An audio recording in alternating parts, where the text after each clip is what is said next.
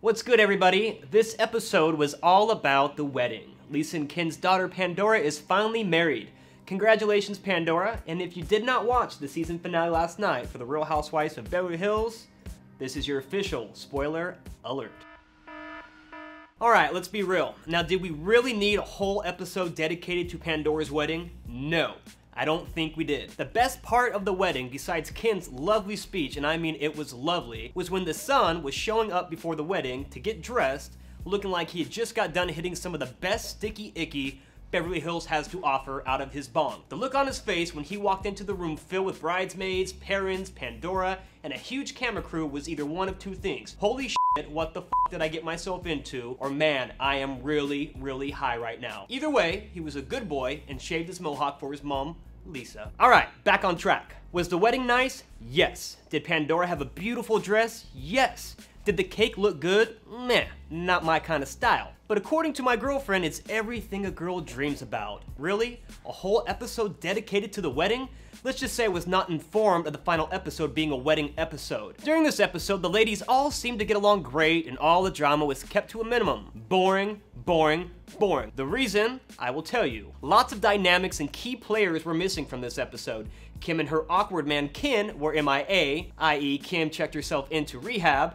Taylor was MIA until the end of the episode, and the two tag-alongs that don't really count, Brandy and Dana, were also not present. Brandy I can handle a little bit, but Dana just comes off a little too desperate, and she got a big mouth, and she reminds me of Rosie O'Donnell. I don't like Rosie O'Donnell. For me, the highlight of this episode, and this just could be because I'm a dude, was when Paul was getting his colonoscopy. Adrian, bless her heart, was by his side the whole way. The cameras kept rolling when a doctor put a long tube into Paul's asshole and began the rectum cleaning procedure. The best part was when Paul was waking up from the anesthesia and needed to release all the air that was inside of his rectum. The delightful nurse told Paul that if there's any place to fart and let the air out of his ass, this is the place. Jump cut. Paul letting the air out of his ass and constantly saying, "I've got to let the air out.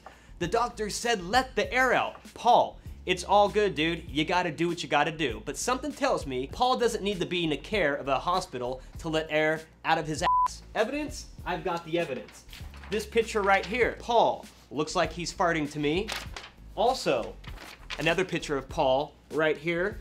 Yeah, kind of looking like he's out of the picture? No, he's farting. Oh, and let's not forget Camille. How could we ever forget Camille? What I learned from Camille this episode is that she has a man friend who she has sex with 5 times a day. Really? Really? Really? I mean, really, Camille. I'm glad that you're getting it in and all, but I'm just not sure if I believe the whole 5 times a day story. Rumor has it that Bravo is casting for new Beverly Hills housewives. I'm personally not sure how I feel about that because I feel the fun has just begun with these trifling women. However, I would settle for a spin-off starring Kim. Possible titles in mind: Crazy Kim with a K, Kooky Kim, also with the K, Kimmy's Playhouse, and maybe the one that flew over Kimmy's nest. I don't know. I'm just making these up on the fly. If you have any ideas, holler back at me. But Kim is in rehab, and I'm happy that she's dedicated to getting help with her addiction issues. It's a serious matter, so stick with it, Kimmy. But before I take off, remember that we have the reunion next week, and judging from these two pictures right here, it looks like the shit is gonna get real, and the shit is gonna hit the fan. Until then, happy trails, respect your elders, and keep it chic. I'm out. I mean, really, Camille.